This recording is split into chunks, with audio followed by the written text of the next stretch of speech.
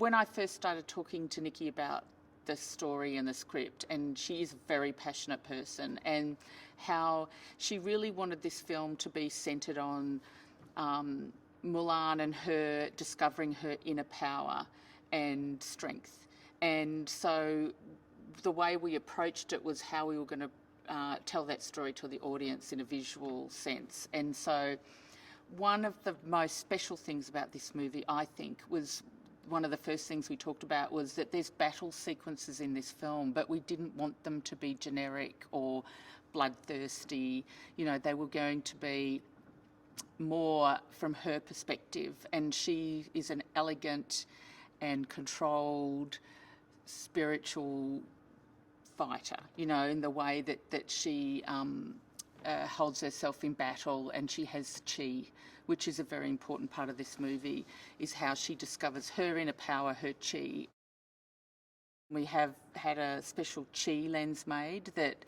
gives like a chromatic aberration around her to be magical. And so I took these ideas into Panavision months before, and Dan Sasaki at Panavision, who's an amazing genius, spent months making these lenses out of different glass that he'd found. Old glass, some from the 1800s, some of it was from, 50 years ago, and created these lenses that helped tell the story emotionally. And so Nikki and I would watch, do tests and look at, you know, paintings and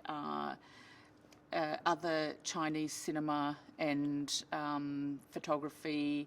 but it also just comes from an emotional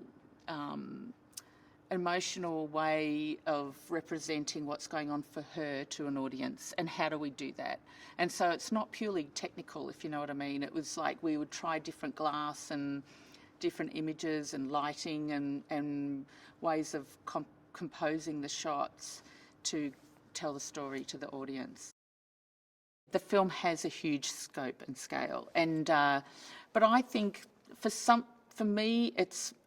an exciting challenge rather than daunting in any way, because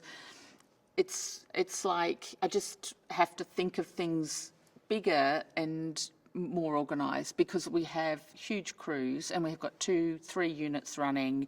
and just being on top of all that and having a consistency in the look of the film, but on a big scale, controlling the light, having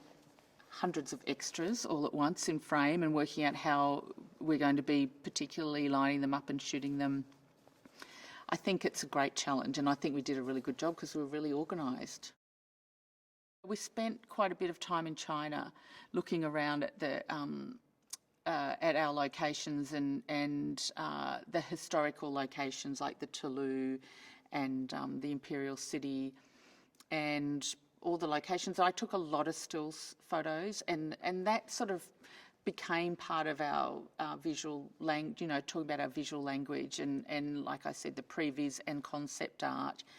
But it's sort of, I always think about a film is that you glean sort of little things from different influences, and so the film becomes an original, its own original entity.